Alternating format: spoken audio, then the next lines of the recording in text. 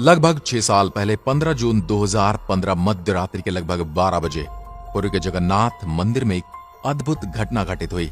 इस घटना ने सभी इतिहासकारों को यह देखने के लिए उत्सुक कर दिया कि भारत के छोटे से शहर में ये क्या हो रहा है। न केवल मंदिर परिसर में बल्कि पूरे शहर में बिजली चली गई। आखिर क्यों? क्योंकि जगन्नाथ मंदिर की मुख्य प्रतिमा से श्री हरि कृष्ण का दिल निकालकर किसी दूसरी प्रतिमा में लगा दिया गया था। नहीं, यहाँ पर श्री कृष्ण के हृदय से मेरा मतलब कोई आध्यात्मिक या फिर कोई रहस्यमय हृदय के बारे में नहीं है, बल्कि असली हृदय से है। श्री कृष्ण का असली हृदय वहां पर संग्रहित है, परंतु एक हृदय को उसके असली रूप में कैसे 5000 सालों तक संग्रहित करके रख सकते हैं? क्योंकि यह एक बहुत उन्नत और प्राचीन उपकरण है। यह हृदय मांसपेशियों से नहीं बना है। कुछ लोग कहते हैं कि ऊर्जा उत्पन्न कर सकता है। यह धड़कने लगता है। न केवल सूर्य की प्रकाश से यह ऊर्जा ले सकता है, बल्कि किसी भी प्रकार की रोशनी से यह ऊर्जा ले सकता है। इसी कारण पूरे शहर में बिजली चली गई थी। जो मनुष्य इस हृदय को स्पर्श करते हैं, उन्हें हाथों में मोटे दस्ताने और आंखों पर पट्टियां पहननी पड़ती हैं, ताकि उनकी आंखें इसके संपर्क में न आए। निसंदेह ये सुनने में थोड़ा अजीब लग रहा होगा, पर यह सच है।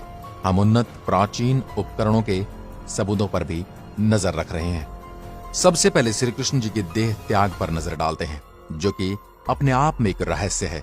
बहुत से लोग इस बारे में नहीं जानते होंगे, परंतु प्राचीन सूत्रों में उनकी मृत्यु का उल्लेख है।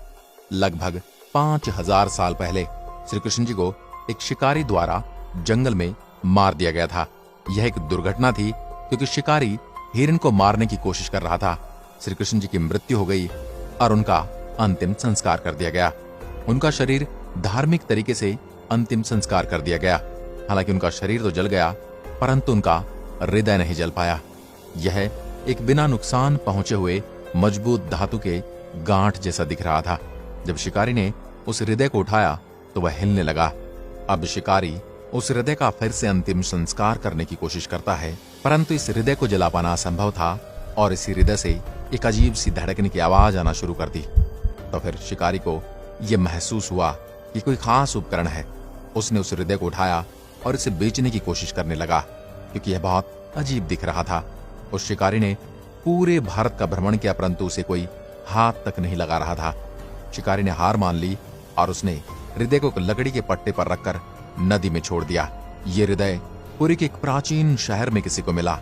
जब पुरी के राजा को यह पता चला कि श्री कृष्ण का हृदय है, तो उन्होंने एक प्रतिमा बनाकर उस हृदय को उसमें रखने का निर्णय लिया और इस हृदय को उस मूर्ति के अंदर स्थापित करने का भी निर्णय लिया, जो जगन्नाथपुरी में आज भी विराजमान है।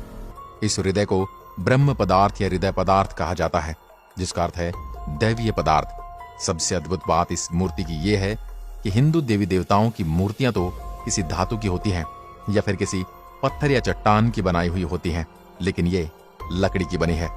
इस अद्भुत मूर्ति का लकड़ी का होने के पीछे कारण यह है कि भगवान कृष्ण का जगन्नाथपुरी में हृदय बिजली के करंट की तरह काम करता है। धातुएं बिजली की सुचालक होती हैं तो करंट लग सकता है, और लकड़ी कुचालक होने के कारण करंट नहीं लगता। जगन्नाथ का अर्थ है पूरे ब्रह्मांड का स्वामी।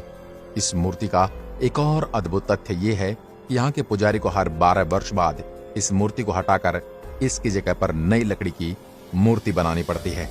इसके पीछे भी रोचक तथ्य यह है कि भगवान जगन्नाथ का हृदय इस लकड़ी को अपने तेज से धीरे धीरे खंडित कर देता है। आज से 50 साल पहले एक व्यक्ति ने देखा इस हृदय से कुछ और तरल चमकीला पदार्थ निकल रहा है। उसने ये भी देखा कि यह हृदय चक्र की तरह घूम रहा है।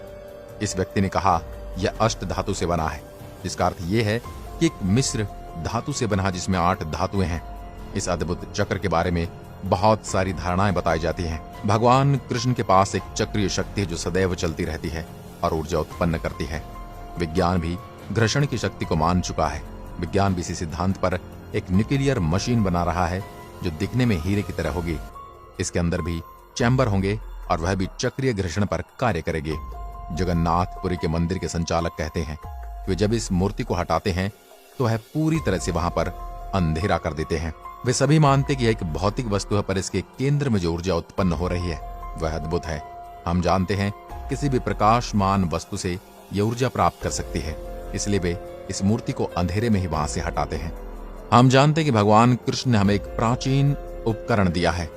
आज विज्ञान इस तंत्र को प्रयोग करते हुए विभिन्न प्रकार की मशीनों का प्रयोग करते जा रहे हैं, क्योंकि भगवान कृष्ण भी अपनी उंगली पर सुदर्शन चक्र रखते थे, जो कि सदा गतिमान रहता था।